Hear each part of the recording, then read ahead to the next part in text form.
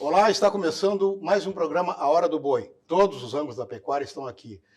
Manejo, tecnologia, bem-estar animal e além das últimas notícias do setor. Eu sou o médico veterinário José Arthur Martins e no programa de hoje nós vamos conversar com o médico veterinário Fernando Furtado Veloso, que vai comentar, entre outras coisas, a metodologia para o ranking Top 100 Taurinos da AGPEC.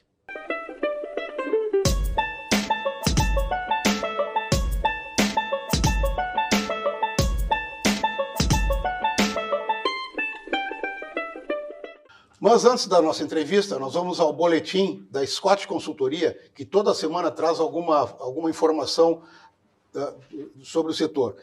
Nós vamos então ao boletim de hoje, diretamente do Centro de Inteligência da Scott Consultoria, em Bebedouro, São Paulo. Olá, Zé Arthur e todos que estão nos acompanhando através do A Hora do Boi. Estou aqui hoje para falar a respeito dessa semana no mercado do boi. Foi uma semana de preços lateralizados com tendência de quedas na maior parte das praças pecuárias do Brasil. O relato que chega até nós é que o escoamento de carne ele segue bastante impactado ainda, com destaque ao mercado interno. Quando a gente olha para os preços no atacado de carne com osso aqui em São Paulo, os cortes de traseiro e dianteiro registraram quedas, levando aí uma retração na remuneração das indústrias pelo atacado de carne com osso, pensando aí na carcaça do boi inteiro, na carcaça do boi castrado, carcaça da vaca e da novilha. Então, uma dificuldade muito grande no mercado atacadista em conseguir escoar a sua mercadoria. O relato que nós temos é que as indústrias estão escoando de modo mais paulatino, o varejo está comprando da mão para a boca, né? Acho que esse seria o termo mais correto para a gente utilizar, e as indústrias não têm apetite em pagar mais pela arroba do boi gordo. Hoje, aqui na Praça de São Paulo, nós estamos trabalhando com um cenário de preços estáveis, mas há a possibilidade de uma retração até o final do mês. As indústrias já estão forçando aí preços menores com relação à arroba do boi.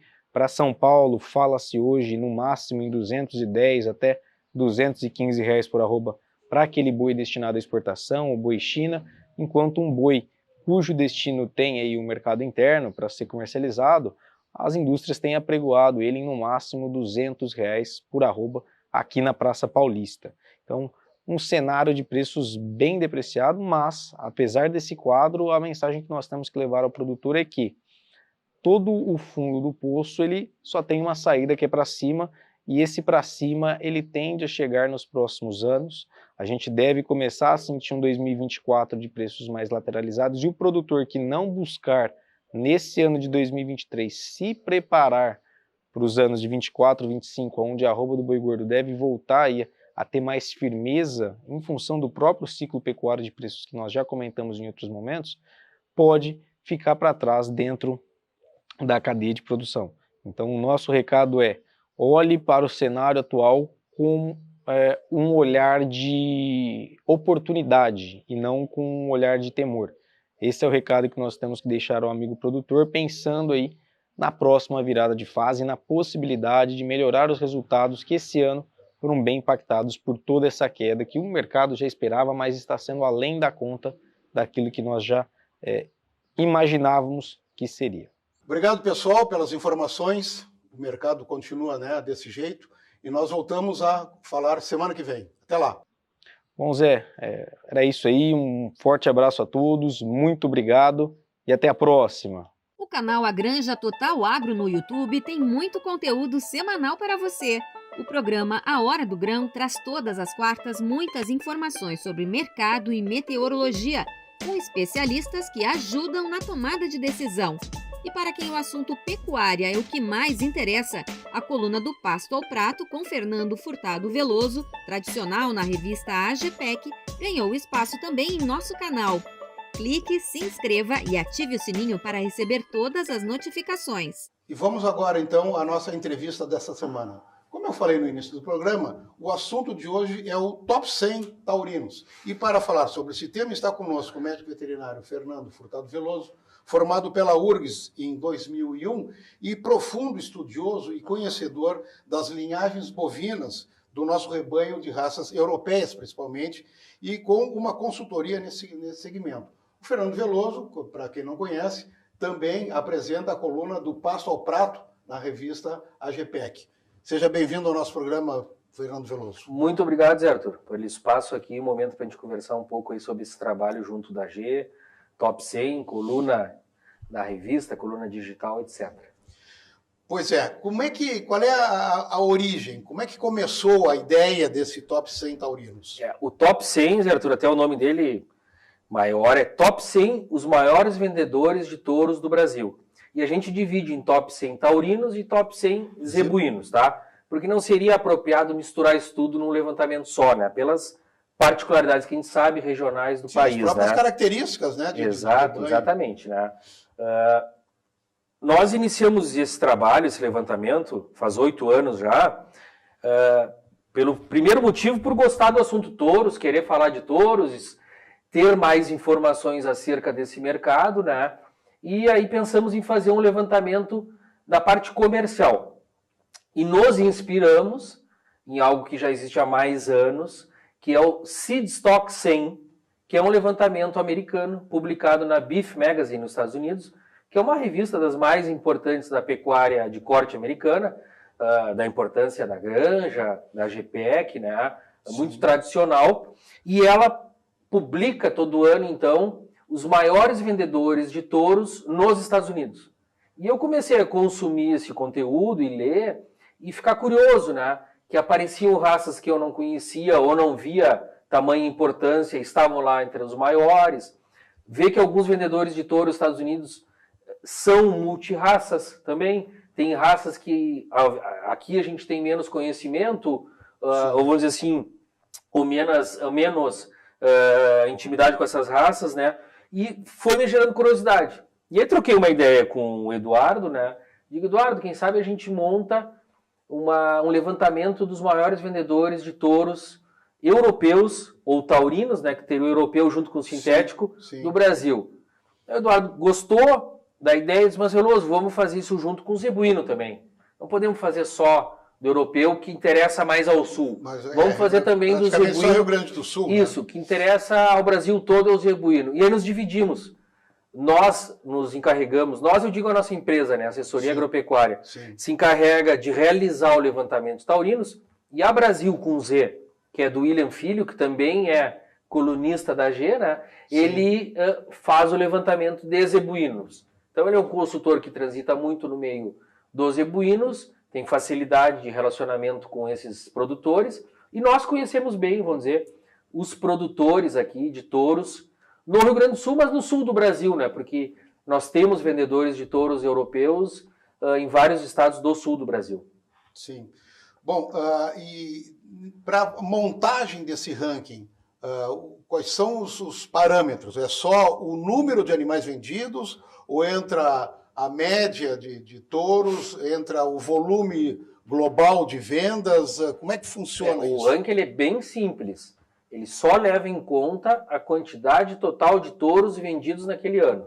Então, o Top 100 2023 está nos informando quantos touros aqueles produtores venderam no exercício 2022. Essa é a pergunta. Quantos touros a sua fazenda vendeu no ano passado? Esta é a pergunta. E ali nós vamos ordenar, né? Quem vendeu 500, quem vendeu 300, quem vendeu 100, quem vendeu 80, etc. Né? E buscamos publicar daí uma lista com os 50 maiores. Por isso que mas é o top 100, mas só tem 50. Não, a gente publica os 50 maiores no europeu, sintético, e os 50 maiores no zebuíno. E aí saem, vamos dizer, esses top 100, né, os maiores vendedores de touros do Brasil.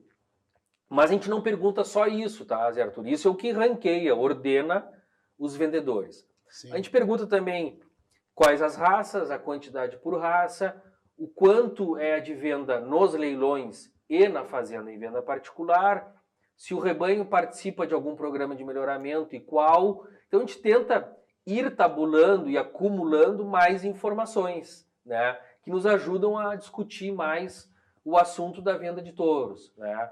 Então, o que ranqueia ali, o que ordena a listagem é o número.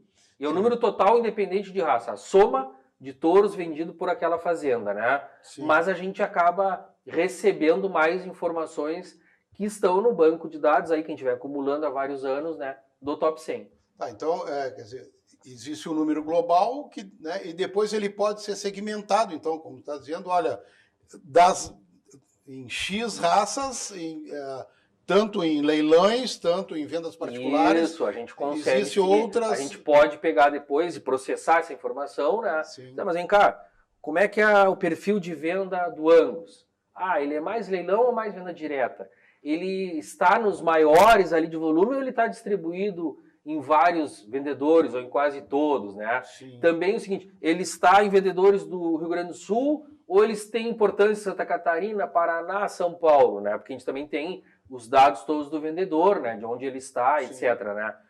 O caso, por exemplo, já vamos entrar no nosso top 100 da GAP Genética, que vem liderando nos últimos anos, né? Ela vende reprodutores aqui em Uruguaiana, mas tem uma fazenda no Mato Grosso também, Central, né? E nos manda essa informação. Tantos do Rio Grande do Sul, tantos do Mato Grosso, etc, né? Sim. Tem então, como segmentar, tem né? como segmentar. E E até a gente vem sendo provocado por algumas pessoas de buscar fazer até uma divisão dentro do top 100 a quem são os mais influentes ou mais importantes vendedores do Angus, do Devon, do Charolais, do Hereford, para poder, vamos dizer, dar destaque e levar informação de mais vendedores, porque tem raças que acabam tendo uma venda menor em número de touros e que acabam tendo pouca participação no levantamento ou na divulgação. E são importantes no nosso mercado. Sim. Então hoje a gente também tem a gente está avaliando se devemos mudar ou não a forma de, vamos dizer, de divulgar e de processar essa informação. Pois até me chamou a atenção, e a gente comentava isso antes do início da gravação,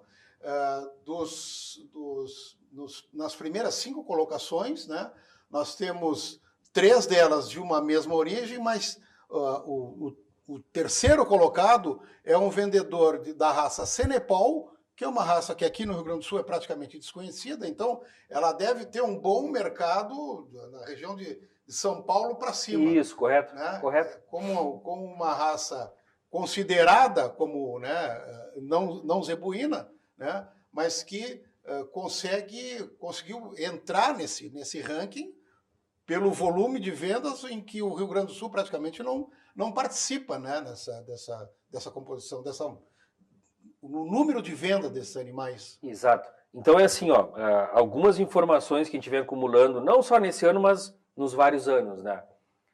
O vendedor de touro taurino, ele não é um vendedor que vende grandes volumes de animais. Eu não estou dizendo que as fazendas não sejam grandes. Sim. Mas a operação venda de touro, ela não é grande. Uhum. E a gente olhar a média dos últimos anos dos maiores vendedores, fica num número que varia de 100 a 150 touros, o que não é um grande volume. Quando a gente vai para o zebuíno, são muitos vendedores acima de 1.000, né? Ou seja, é uma atividade que tem, vamos dizer assim, o porte dela não é grande, tá? E com isso nos surgem, vamos dizer, algumas surpresas, assim. Aí um vendedor de Senepal, como tu citaste, que vende em torno de 100 ou pouco mais, ele está bem ranqueado ali, ele está no terço dos maiores vendedores. Sim. Aí um grupo, por exemplo, ali, do pessoal da raça Devon, que é o Ruby Beef, né? Que soma 2 fazendas, Saudade e Santa Alice, né? Está bem ranqueado também no terço ali dos maiores. E essas informações que eu acho que são legais, né, Arthur? Porque, por exemplo, como tu falasse, não imaginava ver um vendedor de Senepal entre os maiores. Talvez algum pecuarista pense, não imaginava ver um produtor de touros Devon bem ranqueado aqui. Então, quem sabe eu tenho que me informar mais sobre isso, né? Então, isso eu acho bem interessante. E a gente sempre estimulou as associações de raça, que elas nos apoiam na divulgação, buscando mais participantes, que quanto mais vendedores participam do Top 100, mais destaque aquela raça em questão tem, né? Então, assim, exemplo, quanto mais vendedores de Braford estiverem ali listados, eu entendo que maior estará a raça Braford sendo posicionada. Maior a participação. Isso é bom. Sim. E é uma competição no sentido saudável. Competição no sentido de ocupação de espaço, né? De uma divulgação ou de um levantamento, né? Então isso a gente vê com muito bons olhos. E seguramente nós temos grandes vendedores de touros que não participam no nosso levantamento e que poderiam estar tornando esse levantamento mais preciso, valorizando mais a sua fazenda, a sua marca e a raça que ele cria, né? Então a gente, vamos dizer assim, gostaria de participar, mas ele é um levantamento que tem adesão voluntária e declaratória, né? Sim. A gente informa nas redes sociais e na publicação da revista o calendário, a pessoa acessa um link, envia os seus dados, nós verificamos os dados, quando temos dúvida, nós consultamos a associação de raça, né? Pô, me apareceu que um senhor José Arthur diz que vende 200 touros Canchim, desconhecia que o Zé Arthur cria. Sim. Associação de Canchim, esse senhor existe, ele cria? Não, ele é sócio nosso, ele cria em tal região. Ok, então nós vamos avançar. Ranking. Mas é uma validação muito simples no sentido de será que alguém não está nos mandando algo incorreto?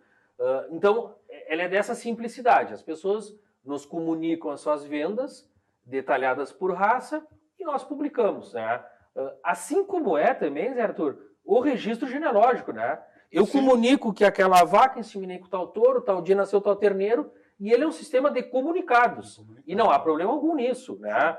E o Top 100 é da mesma forma. As empresas comunicam as suas vendas anuais e nós publicamos, né, anualmente, né? Então, é bastante simples, bastante simples. É praticamente baseado no mesmo serviço genealógico que ele é declaratório. Declaratório, né? Exatamente. Sim.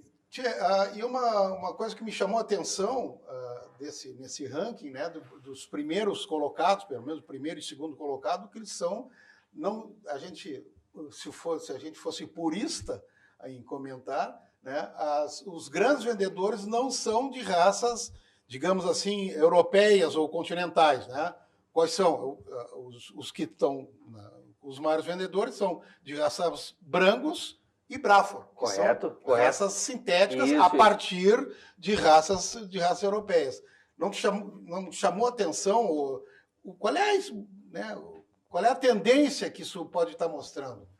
Eu vejo duas questões, Zé Arthur, e tu abordou um ponto importante. Uma questão é que os produtores de touros do sul do Brasil são também fornecedores de touros para o centro do país.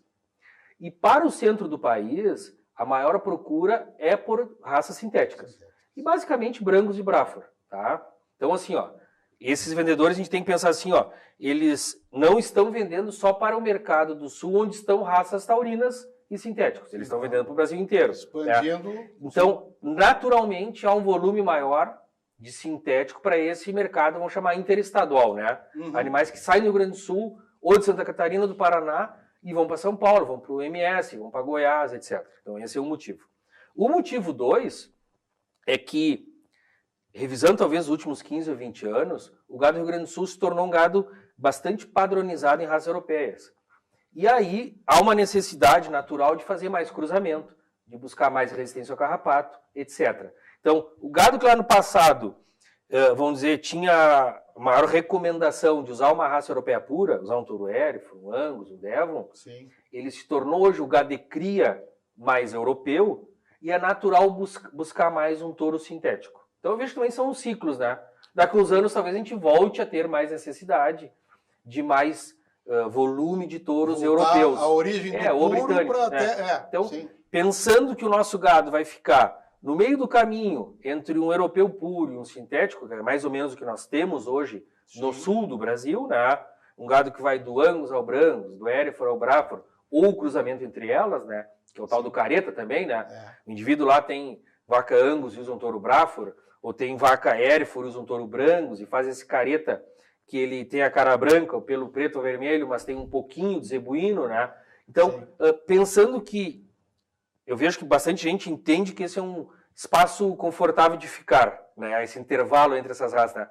Então, daqui a um pouco, o gado vai estar mais cruzado e nós vamos voltar a usar mais Angus, Hereford, mas é que é uma produção também voltada ao mercado, né? Ao mercado, é o que o mercado da pede. carne, Isso, exatamente. Atender ao comprador. Exato. Né? Mas eu acho que sempre, e tu disseste muito bem, em algum momento, né, essa base genética, seja ela de Hereford, Angus, Devon, Charolais, ela tem que ser mantida, né? E essas grandes cabanhas ainda mantêm esse estoque, né, para poder ajudar na formação dessa raça sintética para abastecer esse mercado comprador que não é só do Rio Grande do Sul, mas que também é do Brasil Central. Exato. Mas uma questão ainda de raças, Arthur, que é um assunto que eu gosto, eu tenho uma visão bem clara que é o seguinte: a raça pura, ela é adequada somente ao produtor de touros.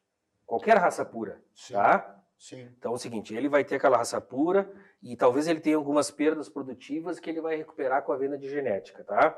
Agora, o produtor comercial, se ele quer produzir mais, ele tem que ter algum nível de cruzamento. Mesmo que seja mínimo, o Angus com o Brangus e o Hereford com o Braford, ou seja, ele sai pouco daquele grupo racial que ele tem preferência, mas ele deve fazer cruzamento para ter um rebanho mais produtivo. Está mais que demonstrado, é mais que cientificamente provado, Sim. conhecido, medido, que quando a gente faz cruzamento entre as raças, a gente eleva a produtividade, né? Então, assim, não é de forma alguma defender raça A ou B, mas eu tenho bem claro que raça pura é um negócio para selecionador e o produtor comercial tem que usar algum nível de cruzamento que se adeque ao sistema de produção dele, às possibilidades dele, As etc, possibilidades comerciais e de volume de produção. Isso, né? e de realização também, né? Claro. Não, mas eu preciso entourar o gado, eu não posso ter tantas raças. Eu não... Ok, então não há modelo, vamos dizer assim, padronizado para todos. Mas eu vejo que quem não faz algum nível de cruzamento na sua pecuária está tendo perda de produtividade, por uma decisão de não fazer um nível de cruzamento. Isso é bastante sabido, né? Sim, então, sim. é um tema que eu aprecio, da questão das raças e do cruzamento. Veloso, me chamou a atenção também nesse ranking um dado bem interessante, que dos 5 maiores vendedores, 3 deles têm a mesma origem. Perfeito? Né? Uhum. Qual seja a Cabanha Azul Perdão. e Centenária, lá, Mascarenhas, Linhares e Macedo, né? Que ao longo do tempo, por vamos dizer, uma reforma agrária natural, né? Foi se dividindo e hoje nós temos aí 3 empresas produtoras de genética e vendedoras de touro, evidentemente, mas que conseguem se manter entre os 5 maiores vendedores. Quer dizer, tem uma história de seleção que talvez venha lá de antes da inseminação artificial ainda, ou seja, Claro, né, claro. que trabalho que esses selecionadores fizeram para que 2 séculos depois, com toda a tecnologia, essas empresas ainda continuem ponteando, né, não só se eles são bons vendedores de touros, é porque eles têm uma qualidade genética, né, para ser agregada nesse material de venda. Não sei, qual seria o teu comentário sobre isso? Não, meu comentário primeiro é meio romântico, assim. É sério. O cara gosta de ficar olhando pedigree de touro, gosta de ficar olhando o resultado de exposição, o resultado de remate. É que a gente vai vivendo isso, né, Arthur? Tu vivesse tantos anos em função Sim. da Expo Inter, Sim. conheceu todas essas pessoas, né? E a gente vai conhecendo um pouco das histórias, dos motivos. Tu lê um touro no registro, tu lembra uma situação, um período da história, ou um Sem campeão, dúvida nenhuma. ou uma mudança do mercado. E aí aqui tu fez o caso, ó, tu tá olhando o top 100 e diz, mas vem cá, ó, eu junto GAP genética, Cia Azul, Tradição Azul, todas vieram Cabanha Azul. Do mesmo ramo. Eu somo esses 3 aqui, eles vão 1.200, 1.300 touros. É muito importante. É muito importante, né? Mas o que acontece? Que eu falei numa visão mais romântica, assim, mas positivamente falando, né? Que isso vai nos fazendo compreender a história disso, né? E tu falasse assim que vieram de um grupo e que dividiram, mas pelo que sei, todos depois tiveram crescimento também, vamos dizer assim. Continuaram crescendo apesar da divisão. Em importância, em volume, Sim, né? sim. Nas suas raças. Então, assim, mas é bem interessante, né? Na genética a gente valoriza muito a questão da tradição, não só por tradição, ou por história, né? Mas porque a gente acredita que como o processo de melhoramento é todo ano descartar os inferiores e multiplicar os superiores, e a gente olha esses rebanhos aqui, bom, isso aqui vem de grupos centenários. Acredito que esses rebanhos vêm fazendo isso de fato continuamente. Bom, eu posso colher isso um pouco, quando eu vou ali e compro um touro destes aqui que a gente citou, né? Eu estou colhendo parte desse resultado de 100 e tantos anos, né? Agora, claro, a gente vai conhecendo mais e vai sabendo. Não, estes aqui eu sei que esse processo foi bem feito continuamente, acertado, é uma boa fonte para mim. Aqui já não. Aqui eu vejo que esse cara entrou, saiu, não persistiu, mudou de raça, mudou de forma de seleção, não me serve. Mas aí já é o juízo de cada um, né? É o livre-arbítrio. Mas eu digo o seguinte, à medida que a gente vai esmiuçando e olhando esses números e dados, vão entrando essas questões, né? De por que tal raça, de por que tal origem, de por que tal situação, mais voltado para o programa de melhoramento, mais voltado para a exposição, mais voltado para uma seleção considerando o campo nativo, rusticidade, adaptação ao meio. Cada um tem o seu valor ali, né? Sim. E a gente, de uma listagem dessa, dá para fazer uma discussão longa, né? Boa, sim, de troca de ideias, né? Dá para fazer outro programa e até um seminário. Seguramente.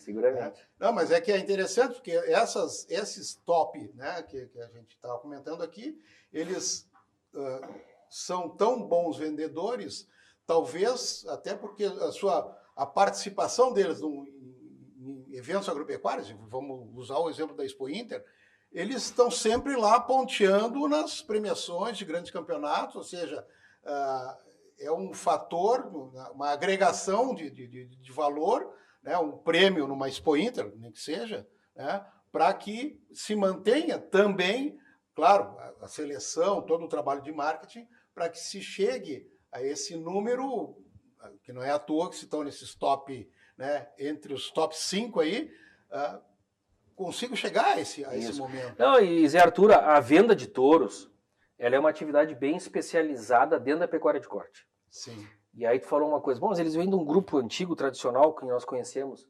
Bom, essas empresas trazem cultura da venda de touro. A venda de touro não é só cruzar A com B, alimentar, fazer um touro de 2 anos, 700 quilos e colocar no mercado.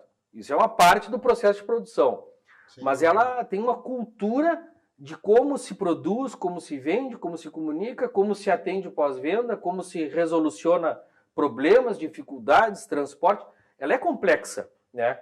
E aí, assim, não me causa espanto ver que estes rebanhos que a gente citou estão ali tão bem posicionados, porque trazem essa cultura, né?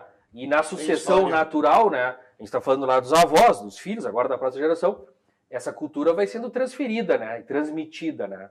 Então Sim. É uma atividade que a gente nota que às vezes algumas pessoas ingressam na venda de touros e fazem bons animais, fazem boa propaganda, porque não é necessariamente bom marketing, e não tem êxito, né? Sim, porque ela é mais complexa. Ela tem que ter uma perspectiva de médio e longo prazo, a pessoa tem que ter um entendimento de como são as relações comerciais na venda de touro, de genética, né? E tem pessoas que, não é que não tenham competência para isso, mas não têm o perfil para estar nessa atividade. Né? Não, é uma atividade que requer conhecimento e muito bom, muitas vezes também relacionamento. Muito, porque o diferente, talvez, do terneiro que a gente compra para recriar ou da vaca para engordar, a compra do touro, o fator vendedor é muito importante. Isso até está estudado já, os americanos nas pesquisas de mercado lá, eles colocam lá, seller factor. Então, qual é a importância do vendedor na formação do preço daquele produto? É muito importante. Sim. Entendeu? E simplificando, é a mesma coisa que a marca, né? Eu compro um carro da marca A e não da B. O comprar de um vendedor A ou B é da marca dele, né? E só que no caso do touro, a gente personaliza a marca, né? Vou comprar um touro do Dr. Eduardo Linhares. Vou comprar um touro da Pitangueiras.